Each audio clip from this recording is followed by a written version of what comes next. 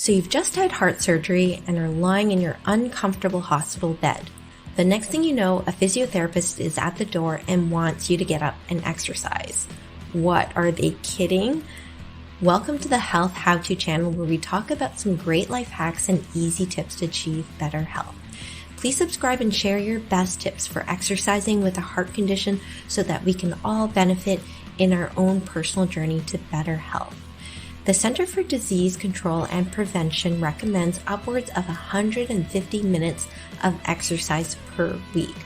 Although you can split that into two 75-minute sessions on the weekend, it really is better to spread out your exercise throughout the week. If you have a heart condition, it's better to aim for 30 minutes 5 days a week. You should talk to your doctor first before starting any new exercise program if you have heart disease. But in general, physical activity can make you feel better and improve your heart function. Start slowly and aim to be consistent. Does having a heart attack, congestive heart failure, or any other heart issue mean you shouldn't exercise? Actually, exercise is even more important if you have heart disease. Cardiovascular exercise, also called aerobic exercise, is essentially any exercise that gets your heart pumping for 10 minutes or more. The benefits of cardiovascular exercise is to strengthen your heart, increase your circulation so that you have better blood flow to your heart and the rest of your body, lower your blood pressure, improve your cholesterol levels, improve your heart disease symptoms like fatigue, weakness, shortness of breath, poor endurance, and swelling in the ankles and feet, improve your blood sugar control, lower anxiety and depression, return to work and play more quickly, have fewer visits to the doctor and the hospital, feel stronger and more confident about coping after a heart attack or surgery, and potentially be less dependent on medication. Get to know your healthcare team, your doctor, nurse, pharmacist, physiotherapist, dietitian, and/or social worker. Connecting frequently with your healthcare team can really help relieve any anxiety that you're going through. Exercise might feel really overwhelming. Maybe you've never been a big exerciser before your heart surgery. Unfortunately, one of the risk factors for heart disease is a sedentary lifestyle. Some key things to remember. You may need to be careful if you're exercising outside if the air quality is poor. Avoid exercising outside if it's too cold or too hot and humid. Your circulation and breathing can be impaired with either extreme. Have a plan in place for indoor exercise options. Drink water before and during exercise. Always keep your heart medication, asthma puffers, nitroglycerin spray, phone, and ID with you when you're exercising. How hard should you be exercising? There are 3 main ways of measuring your exercise level. Number 1, measuring your heart rate by taking your pulse. This may not always be the easiest to figure out because you may be on medications that affect the way your heart responds. Number 2, use the Borg scale of perceived exertion. It's a scale that goes from 6 to 20 that is highly correlated to heart rate. 6 means no effort at all. 20 means maximum exertion. You want to aim for about a 12 to 16, which is a somewhat hard to somewhat strong feeling of physical effort and fatigue. And number 3, the talk test. This is probably the most simple way of figuring out how hard you're working. If you can exercise and still talk in complete sentences while just being a little out of breath, you are exercising at a good pace. What are some signs that you need to stop your exercises and contact your doctor or call the ambulance? Chest, jaw, neck, or shoulder pain, irregular heartbeat, heart palpitations, or a racing heart, shortness of breath or gasping for air, excessive fatigue, excessive sweating, dizziness or lightheadedness, fever, or excessive swelling in the legs. If you are feeling any of these symptoms, take any medication like nitroglycerin that you've been advised to take and call for the ambulance if you continue to feel worse. Next, we'll go over cardiac rehab for coronary artery bypass surgery, valve implant, and coronary angioplasty and stent insertion. Coronary artery bypass surgery. When your coronary arteries are blocked or damaged and stop blood from flowing freely to your heart, this surgery takes blood vessels from another area, like your arm or leg, to provide another way to get blood to the heart. It's kind of like building another highway so that more cars pass. If the traffic is really bad, sometimes you need to build several highways. That's why some people have double, triple, or quadruple bypass surgery. As if the surgery wasn't bad enough, the very next day it is common for the physiotherapist to assess you and start you with deep breathing and coughing to clear any mucus and prevent lung infection. They'll show you functional movements like getting up from bed and going to the washroom and exercise. Early post-operative exercise includes ankle pumping, typically every hour to help decrease leg swelling and increase circulation. Usually walking 3 times a day for 3 to 4 minutes at a time is recommended as well. Add 1 extra minute per day.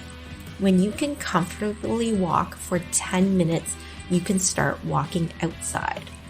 For the first 2 weeks after surgery, you can use the stairs once or twice a day, taking 1 step at a time and pausing if you need to.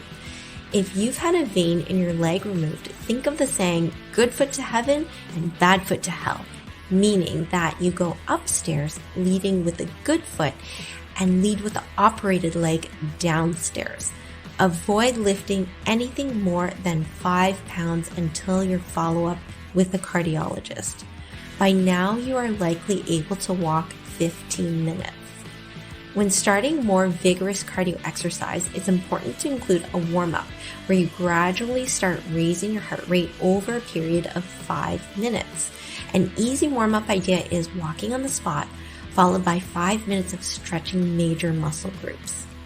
After your cardio exercises, finish the session with a cool down to gradually slow down your heart rate and lower your blood pressure over a period of 5 minutes, followed by 5 minutes of stretching major muscle groups. By the 3rd week after your surgery, your goal can be 25 to 30 minutes of daily walking, as well as light housekeeping and simple meal prep. Avoid raking, scrubbing, mopping, vacuuming, cleaning windows, mowing the lawn, and other moderately strenuous housekeeping for now. After your 6-week follow-up and permission from the cardiologist, you can then start moderate exercise like dancing, brisk walking, and stationary biking without resistance. By now, your breastbone or sternum should be healed and you can start lifting more than 5 pounds. Again, everybody heals at their own pace, and it's important to get clearance from your doctor. You can start light gardening, cleaning the windows, mopping, and vacuuming. After your 3-month follow-up and permission from the cardiologist, you can consider bowling, curling, racket sports, golfing, and skiing. You can try heavier household tasks like heavy housework, heavy gardening, chopping wood, mowing the lawn, or pushing a snowblower.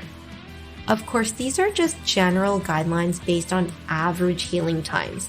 Ask your doctor about specific activities that are of interest to you and really be mindful of how you feel.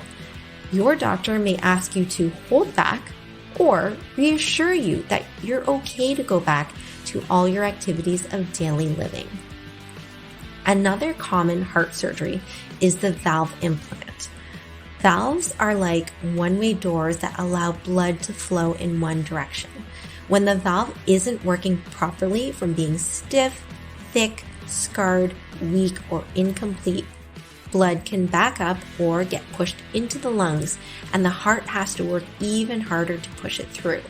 When valve repair isn't possible, the surgical team will replace it with a new biological or mechanical valve. The day after your surgery, you will be encouraged to do ankle pumping to improve your blood circulation and elevating your legs to decrease the normal swelling that happens after a heart surgery. Remember not to cross your legs or ankles because that can really limit the blood flow. The exercise and activity guidelines are very similar to a coronary artery bypass.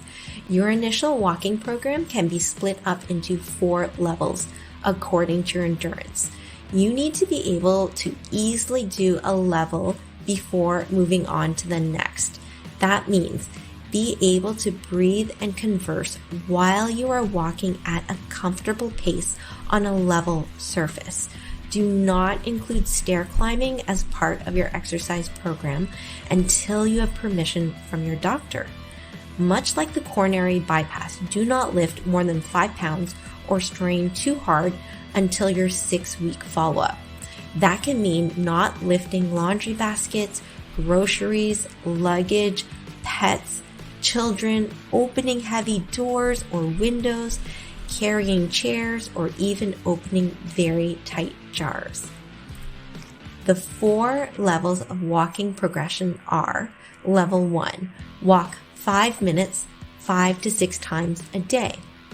Level 2, walk 10 minutes 3 times a day. Level 3, walk 15 minutes 2 times a day. And Level 4, walk 30 minutes once a day. The last heart surgery we'll talk about is the coronary angioplasty and stent insertion. This is a common surgery where the blocked or narrowed blood vessel is widened, and often a small mesh tube is put in to keep the blood vessel open. This type of surgery is often done after a heart attack, and symptoms improve significantly because more blood can flow to the heart than just with anti-blood clot medications. Once again, follow the advice of your healthcare team.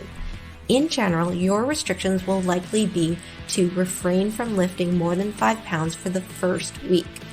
Don't rush back into doing weightlifting, especially push-ups and chest presses. Follow the walking guidelines, including warm-up and cool-down, and progress through the levels 1 through 4. Remember to focus on your breathing. Holding your breath when you're trying to power through hard exercise can raise your blood pressure to dangerous levels. Please subscribe and turn on notifications so you don't miss any health how-to videos where we talk about easy ways to improve your health. Thanks for watching, and I'll see you in the next video.